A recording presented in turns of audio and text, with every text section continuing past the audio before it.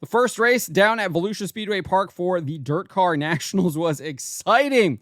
It didn't look like it was going to be an exciting race after Bobby Pierce took the lead from Kyle Bronson in the very beginning. He would lead unchallenged for most of the race. When Devin Moran seemed to be closing in on him, a caution came out and they would re-rack the field. That was just as Pierce was kind of getting into lap traffic and was riding around the cars at the bottom rather than trying to make a move around them on the outside. Moran made huge gains during that. But the next lap, Pierce would go to the outside, and then we would get a caution that would re-rack the fields. And then with about 7 laps to go, all mayhem broke loose. Bobby Pierce had some kind of mechanical issue.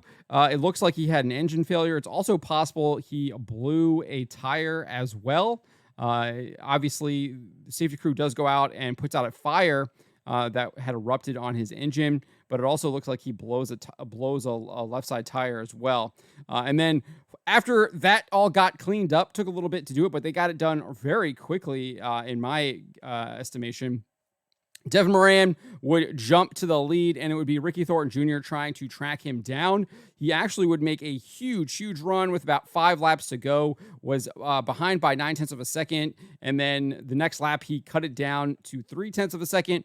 Unfortunately, he tried to make a move on the bottom that really put him behind, and he really had to kind of overdrive it, and the next lap, he got up into the cushion and really lost a lot of time, and Devin Moran took it home unchallenged. Very, very exciting race. Before we get into this, I'd like to ask you, please hit that subscribe button, hit that bell for notifications so you don't miss any of our future videos here at John Trent Racing. So let's get into what happened in the beginning of the race. You can see Kyle Bronson in the very gorgeous number 40 car. You can't miss that car at the track. Very easy to spot. And then Pierce on the outside in that red number 32. Let's take a look at what happens here on the initial start.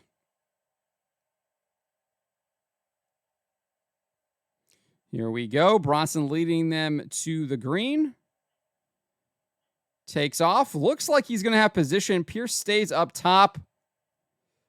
Bronson still has the position going down into turn 1 and 2. Pierce rides that outside, drives it up over behind Bronson, and then kind of angles him here.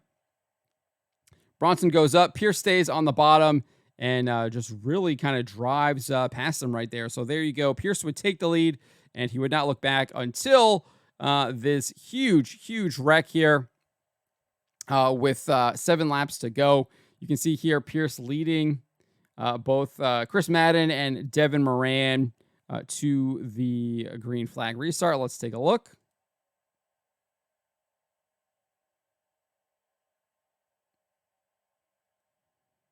Pierce leads them down.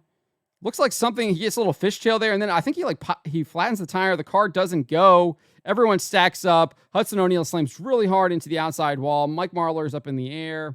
Ashton Winger's up in the air, but he drives away. I don't know if we can see it here. Yeah, you can see Brennan Shepard over here. Move the screen a little bit. He actually gets like stuck in the mud down here, but is able to get back on the track. I mean, tons of cars. Tyler Erb involved. I mean, you name it, over half the field was involved here. Only a couple cars were able to get away unscathed, but huge wreck that obviously changed what happened the rest of the race. And as I said, they got back going to green. Devin Moran would lead for most of it, and then Ricky Thornton Jr. would really close the gap here with about 4 laps to go. This is right after he closed the gap from 9/10 to 3/10 and was closing in even more here. Let's take a look at what exactly happens here as Devin Moran's able to hold him off.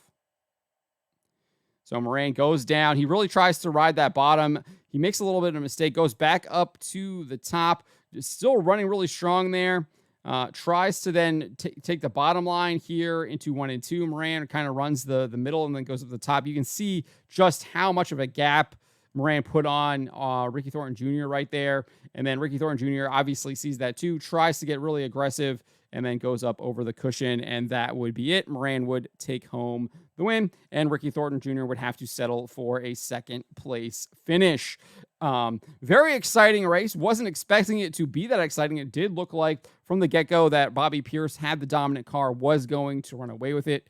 Like I said, he was putting up like a 2-second lead on Devin Moran at one point before he got to the rear of the field. And then Moran was able to kind of claw back in as Pierce was running behind some of those lap cars, not actually trying to make his way around them.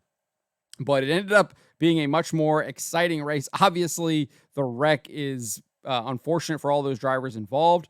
It looked like most of them were able to kind of drive away. Obviously, Hudson O'Neal was unable to do that. I think Tyler Erb tried to drive away, but eventually had to call it a night.